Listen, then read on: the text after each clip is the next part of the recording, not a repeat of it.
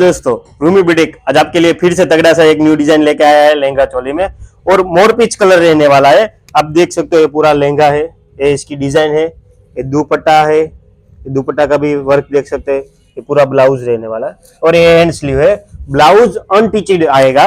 आपको पोस्ट देखना है तो मेरे हमारी इंस्टाग्राम आईडी में जाके देख सकते हो। आपको चलो मैं लहंगा दिखा देता हूँ। ये पूरा लहंगा है, बहुत सुंदर है, मतलब खूब सुंदर ब्यूटीफुल है।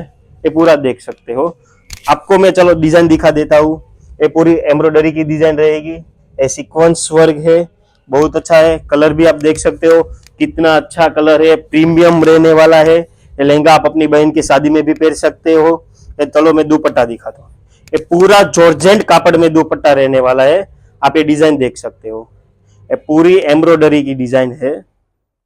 बहुत अच्छा है, बहुत अच्छा दुपट्टा है। देख सकते हो कितना अच्छा लग रहा है दुपट्टा।